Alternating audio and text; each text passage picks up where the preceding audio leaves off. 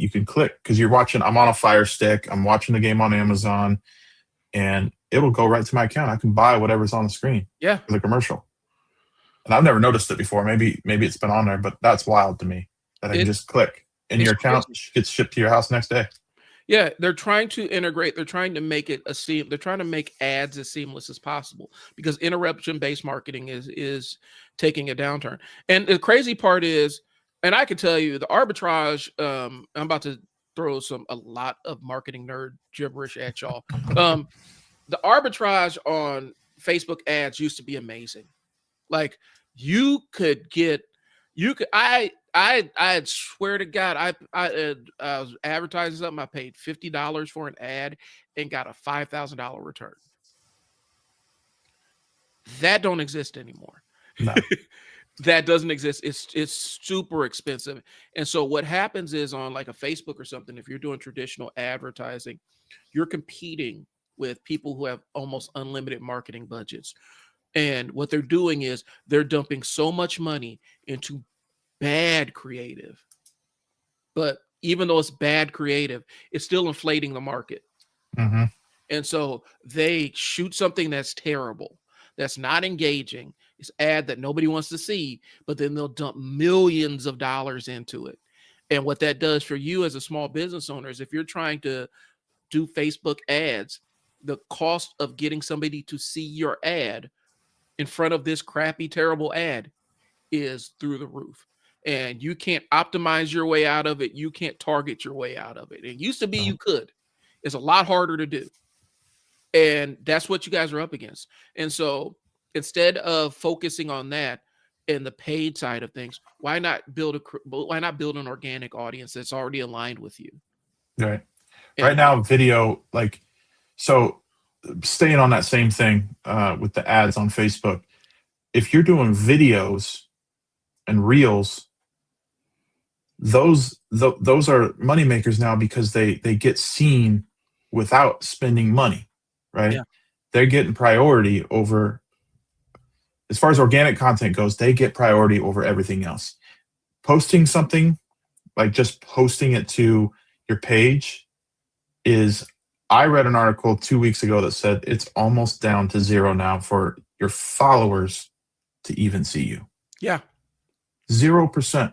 You have to boost posts for $5, $10, $15 just for the people that follow you to see your stuff. Yeah. So use the platforms for what they're pushing. So Facebook is pushing reels. Yes. Right? So do reels. And I did a little thing like before Black Friday, I put out about 7 days of videos, and I got most of my traffic from, because I posted the videos to my page because I wanted them saved there, but I also posted them to reels, and I got more eyes on reels than I did on the page posts. It's just proof in the pudding that's what you need to be doing. Videos where it's at. And that's the thing. They're pushing reels, they're pushing anything that has a visual, like video based element. So memes, gifs, photos, whatever, anything that stops the eye, they're gonna push if it's interesting. But reels is what they're prioritizing. And Facebook has not been shy about it. They do want to be television. Regardless of how poorly they are constructed to do that. And I'll be honest with you, they're not really super constructive to be a television provider, but that's what they keep going for.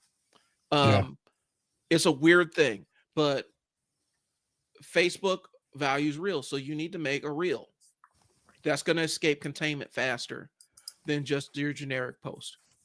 Now I am going to throw one thing in the mix here that might be shocking to both you and everybody else. The number one marketing channel still to this day is email. Yep. I knew that one. Email lists, email lists. All you retail people out there, you have lists ready to go. You just don't, like, you may not even think of it that way. Right. But if you have email lists, you can print money.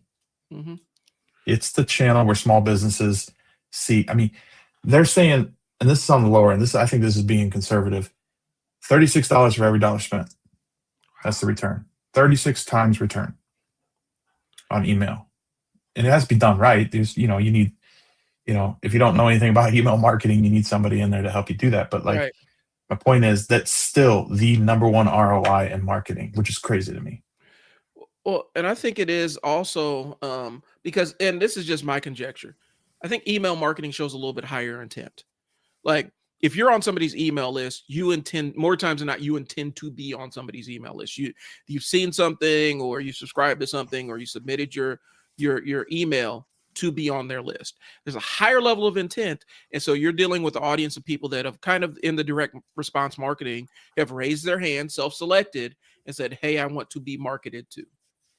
That's why Substacks and all those ones are so big now. Yeah. Where they, that's only the last few years that got big. Oh, I forgot about that. Substack is an amazing opportunity. I'm actually building out a couple of different platforms on Substack.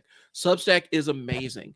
And don't be shocked in 10, 15 years if Substack gets acquired by YouTube or ends up becoming a competitor to YouTube, because Substack, basically is a way to build your email list with other media. And so people are crushing it on Substack because they generate these newsletters. And so we're going to pivot a little bit into this because you're the AI expert. So I didn't mean to deviate us off. That's perfect. Go for it. So one of the things I do for one of my clients is he'll interview his guests, have his podcast and everything. I will take the transcript from that podcast, feed it into the one I use is Manus. Feed it into Manus. It will give me, and I'll say, help me generate a newsletter outline for this. And it'll take this conversation that he's having with the CEO of a tech company and turn it into an outline that I can rework into a newsletter and publish it. And that was the strategy I was using on LinkedIn. We're absolutely killing it. I haven't posted on that LinkedIn. Like we took a break from posting actively on that LinkedIn for a while. And we're still getting returns off of it. And when I say returns, offers, job offers, offers to consult and all this other stuff. But I take the transcript, feed it into the AI, say, help me create a newsletter. And then I give me outline, and then I write out the newsletter and post it. And people want those insights. And I'm taking that to Substack and seeing what we can create with that. Yeah. Substack gives you audio notes. It gives you video that you can upload. You could post your podcast on there, and your followers are your followers. I think that Substack is going to be an amazing opportunity that people don't know about. And it's going to be somebody's secret weapon. A lot of the people in the tech space are moving over there, and they're building out their email lists there. 100%. Yeah. So sorry to deviate into email. I just don't want people to sleep on it. Oh, yeah. So, Brian, what opportunities are you seeing? Because we talk about, and it's one of the things, because me and Brian have done presentations about like AI, and we're kind of coming up with the second one. There's different tiers of people who use AI, and the biggest tier of people that use AI is you punch in a question, you get an answer kind of use. Right. Brian is really good at actually utilizing AI on the back end to help businesses grow themselves and seek out opportunities. And so what opportunities with AI do you think companies are missing out on? I think the way they think about it is, I hate to say so blatantly, like they think about it incorrectly, but it's not something that's going to do a lot for your business, in the sense like it's not going to work for you. You should treat AI kind of like an intern or an employee. It's not your identity. AI can't give your identity to everybody, right? Mm-hmm. Let it handle the grunt work, the repetitive stuff. I mean, that's what Brian was alluding to. What I do is I help people get rid of the crap, and owners get rid of the crap that give back their time, the repetitive tasks, so you can handle the real work, so you can get in front of the camera, right? Mm-hmm. And do that and have time to do that. Because everybody says, I don't have time. You do, but I don't want to deviate. Right. But AI should be a tool and an intern and an employee for you to help you organize things, help you handle the grunt work. Yeah. I mean, that's what it's good for.